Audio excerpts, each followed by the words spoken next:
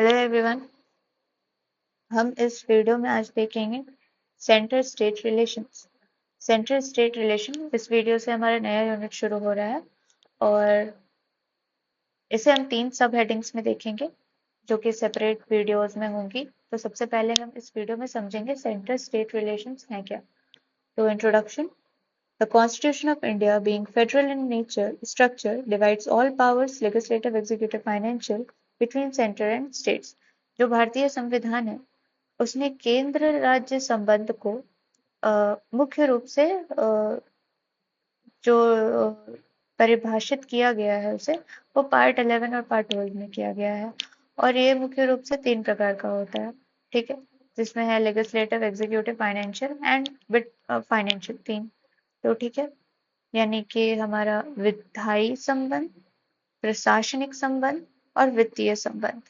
तो ये हमारे ये जो तीनों ये जो पावर्स हैं जो कि सेंटर और स्टेट में डिवाइडेड है, तो ये पावर्स कॉन्स्टिट्यूशन के पार्ट 11 और पार्ट 12 में दिया गया है।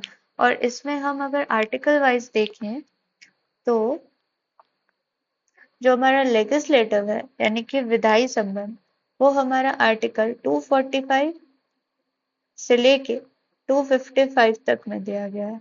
और अगर हम एग्जीक्यूटिव के बारे में देखें तो वो हमारा आर्टिकल 256 से लेकर 263 तक में दिया गया है। और फाइनेंशियल यानी कि वित्तीय संबंध अगर हम देखें तो वो आर्टिकल 268 से लेके 293 तक में दिया गया है। ठीक है, नेक्स्ट है However, there is no division of judicial power as the Constitution has established an integrated judicial system to enforce both the central laws as well as state laws.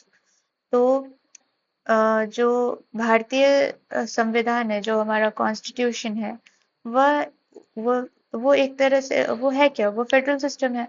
Federal system को अपनाया हुआ है, संघीय ढांचे को अपनाया हुआ है, जिसमें जो तीनों हैं विधायी, कार्यकारी और वित्तीय शक्तियां, उन सारी शक्तियों को केंद्र और राज्य के बीच में डिवाइड किया गया है। लेकिन जो न्यायिक शक्ति है, जुडिशियल पावर है, उसका कोई डिवीजन नहीं है। लेजिस्लेटिव, एग्जीक्यूटिव, फाइनेंशियल पावर्स को डिवाइड किया गया है सेंटर और स्टेट के बीच में, लेकिन जुडिशियल पावर का कोई डिवीजन नहीं है। ठीक है, क्योंकि संविधान ने केंद्रीय और राज्य कानूनों दोनों को लागू करने के लिए एक ही न्यायिक प्रणाली बनाई है।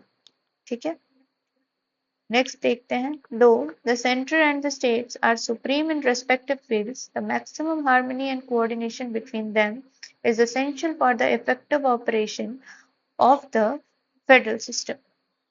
यानी कि जो केंद्र और राज्य है वो अपने अपने क्षेत्र में सुप्रीम है, सर्वोच्च है, लेकिन फिर भी फेडरल सिस्टम में, संघीय प्रणाली में, वो संघीय प्रणाली इफेक्टिव तरीके से काम करे, इसलिए उसमें एक सारे पावर्स में एक कॉपरेशन होना चाहिए, एक अच्छा हार्मनी होना चाहिए, एक प्रॉपर सामंजस्य होना चाहिए, ताकि फेडरल सिस्टम अच्छे से काम कर सके for the effective cooperation of effective operation of the federal system. ठीक है, नेक्स्ट है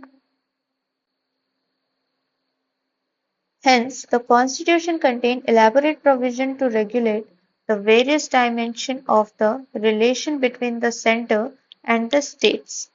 ठीक है, तो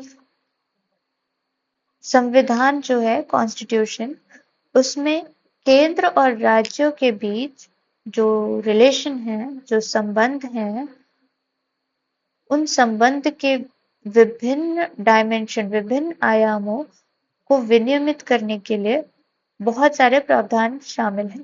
ठीक है, और वही क्या क्या प्रावधान है, तो the centre state relation can be studied under 3 heads. तो क्या क्या प्रावधान शामिल हैं, जिसमें है आपका विधायी संबंध, जो कि हो गया हमारा लेजिस्लेटिव रिलेशन, प्रशासनिक संबंध, एडमिनिस्ट्रेटिव रिलेशन, और फाइनेंशियल रिलेशन यानी कि वित्तीय संबंध। अब हम अलग अलग वीडियो में अब देखेंगे,